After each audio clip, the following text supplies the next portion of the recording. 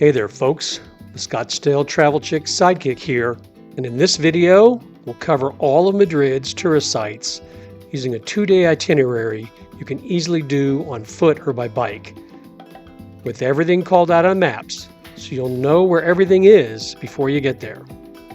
And if you want to know much more about Madrid and how to get from the airport, where to stay, the best times to visit, the best day trips nearby, and more, be sure to check out our larger, more detailed video, the Madrid Ultimate Guide. Okay, let's go. Madrid is a big city with almost 7 million people, and much of it is bland and unimpressive, honestly. But the heart of the city is a pleasant surprise and easily walkable. In this smaller central area, you'll find pockets of medieval buildings, narrow atmospheric alleys, fun dining options and outdoor cafes, and beautiful parks with world-class museums. And for all the sites I'll cover on these 2 days, we'll start at what they call the Sun Gate or Puerto del Sol Plaza. This is at the very central part of Madrid, and almost all tourist attractions are no more than a 30-minute walk away from this central square. For day 1, we'll cover all the top sites moving west from this Puerto del Sol square, and for day 2, we'll cover all the sites to the east. Okay, here we go with day 1. Puerto del Sol, or the Sun Gate itself, is a plaza in the heart of Madrid and one of the busiest places in the city. This square was established in the 16th century and is a hub for the local transit system, a favorite meeting spot for locals, and an area used for festivals and political demonstrations. In the center of this plaza sits the statue of King Charles III on horseback, facing the Royal Post Office. Originally, this building on the south side of the plaza served as Madrid's first post office, then the police headquarters, and now it's used as the office of the President of Madrid. The clock tower here is noteworthy for being the center of New Year's Eve celebrations, and in front of this building is the Kilometer Zero plaque, which designates the point from which all measurements for the national highway system begin. On the east side of this plaza is also the famous bear and tree statue. The famous bear statue, it's a symbol of Madrid. It's a bear shown climbing a tree, which is the official city symbol for Madrid. On the square is also a giant neon sign of Tío Pepe, which sits above the plaza. It's a famous sight in the area at night. A 5-minute walk west brings you to Madrid's main square, or Plaza Mayor. This is perhaps the best-known plaza in Madrid, and this impressive square is also a main stop on any tourist visit. Originally built outside the city's medieval walls, this square has hosted bullfights, markets, symphonies, royal weddings, and executions. Today, it's ringed with tourist shops, cafes, and restaurants. A statue of King Philip III sits in the middle of this square. He was the king of Spain's golden age. It's funny that for such a grand square, access to it can only happen through a few small roads and alleys. Very close by and next up is St. Michael's Market, or Mercado del San Miguel. This is a famous indoor market originally built back in 1913. Although it's definitely touristy, it's full of local vendors selling high-quality foods and drinks. Continuing to move west, you'll next come to Madrid's historic town square, or Plaza De La Villa. Although small, this square is considered the oldest in Madrid and contains the oldest city's surviving buildings. It houses the former City Hall, Casa de los Cineros, and the Academy of Fine Arts, which is said to be the oldest existing building in all of Madrid, dating back to the 1400s.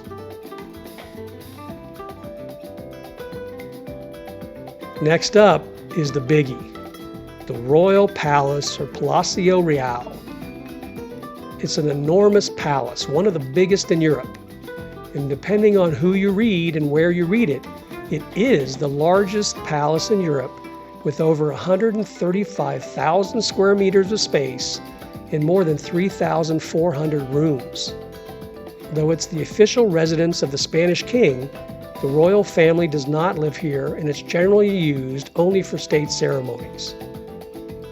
The Royal Palace is considered one of the most iconic and beautiful buildings in all of Madrid, not only for its location overlooking the river valley, but also for its architecture and its artistic treasures within. The opulence of the interiors may blow your mind. There are both self-guided and guided tours here, but our pro tips are to definitely arrive early, and remember, no photography is allowed inside. Directly next door is the Almudena Cathedral. It's another massive building facing the Royal Palace and finished relatively recently, only near the end of the 20th century. And this is the cathedral right next to the Royal Palace. You can tour both. Under the Almudena Cathedral lies a crypt considered one of the most impressive in all of Europe. It contains more than 400 columns, 20 chapels, and more than 1,000 tombs of nobility. A short walk north of these two buildings brings you to the Parque Del Oeste, or West Park, and the Temple Debod. This park, originally built on a landfill from the 1800s, offers up some great views, a famous rose garden, some historical bunkers from the Spanish Civil War, a big fountain, and the Temple Debod.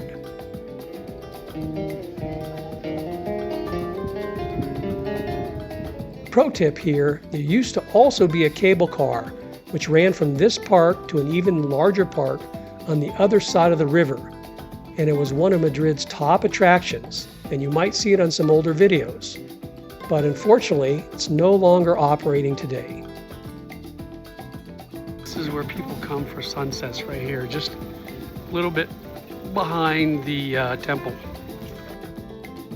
Perhaps the most unique feature of this park is the Temple Debod. It's an actual real Egyptian temple and museum that was given to Spain by the Egyptian government, and it was moved stone by stone and rebuilt accurately here in this park. It's one of the very few examples of ancient Egyptian buildings outside of Egypt, making it quite unique to Spain. And pro tip here, come for the great sunsets in the evening. Finally, we'll close out this section by checking out Madrid's River Park, or Parque Madrid Rio. This is a beautifully done urban renewal park running for almost 7 miles along the riverfront. It's a nice place to walk and explore with multiple cafes, children's play areas, historic bridges over the river, and more. The actual walking and biking path here continues to run for many more miles on either side of this park. So if you do rent a bike, definitely take some time to check out this park and miles to either side.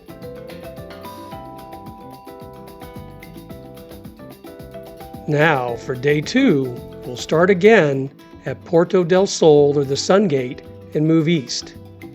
But before I get there, just a quick shout out that if you're enjoying this video, please give us a thumbs up, comment too, or better yet, forward this to all of your friends. And please consider subscribing to our channel to receive more fun, informative travel videos just like this one. And if you are enjoying this content, please consider purchasing our electronic travel guide to Madrid. It covers everything we mention here, and you can take it with you on your phone, use the built-in internet links, and even print out a copy and take it with you. See the website link below our video to learn more. Starting at that same Puerto del Sol, or Sun Gate, as day 1, we'll first come to a couple of shopping streets. Walk north from the plaza itself up the pedestrian-only street of Calle Preciados. Check out the various stores and then come to Madrid's main high-end shopping street, the well-known Gran Via. Here is where you'll find Madrid's best high-end stores its cinema district, and lots of flashy action along the way. Known as Madrid's Golden Mile and often called the Spanish Broadway, Gran Via is Madrid's most important commercial shopping and entertainment street. From here, we'll walk east down Gran Via to the Cibeles Plaza. At the center of this plaza, you'll find the Fountain of Cibeles, which portrays the Roman goddess of fertility sitting on a chariot carried by two lions.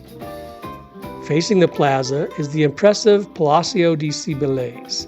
It's one of the world's most beautiful city halls with a jaw-dropping facade, and inside you can climb the upper floors for some excellent views out over the city.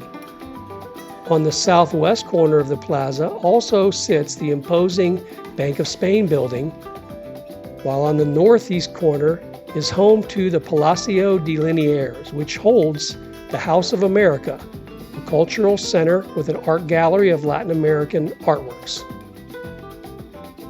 After this plaza, you'll walk down the street-centered park to the south and first come to the Ritz Hotel.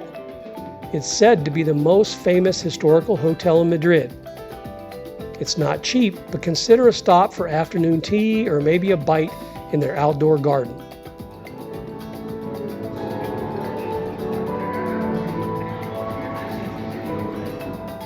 Then, just after the Ritz, you'll come to the most famous museum in Spain and one of the top museums in all the world, the Prado Museum. Considered one of the best collections of European art in the world, the Prado is home to masterpieces by Spanish artists, including Goya, El Greco, and Valenzuela. I think I said those right. It's certainly a must-see if you're an artsy person. Right across the street is also the Thyssen Bornemisza Museum. This museum is focused on classical art with masterpieces by Monet, Goya, Degas, Renoir, Van Gogh, Picasso, Mondrian, Bacon, and Lichtenstein, which all can be found here. Finally, down the same road, about a 5-minute walk, is the third of the finest 3 museums in Madrid, the Reina Sofia. This is Madrid's modern art museum. This place includes many of Pablo Picasso's most revered works. And pro tip for the museums, each of them offers free visit periods throughout the week, so check their websites for more details. But be warned, these free times will certainly be the most busy, and you'll need to wait in a queue to enter. Last for this section, we come to Madrid's most famous park, El Retiro Park. It's another highly photographed spot in Madrid, filled with fountains, monuments, rose gardens, long walking paths, and even a lake where you could rent rowboats. On top of that, there's a number of small restaurants in the park, as well as the famous Crystal Palace. The Crystal Palace was built back in 1887 and was originally designed to showcase exotic plants from the Philippines, which was a Spanish colony at the time. Also here, but not technically part of El Retiro Park, are the Royal Botanical Gardens. It's a separate entrance with a small fee, but worth it if you like botanical gardens. Okay, there you have it, all the top tourist sites in central Madrid.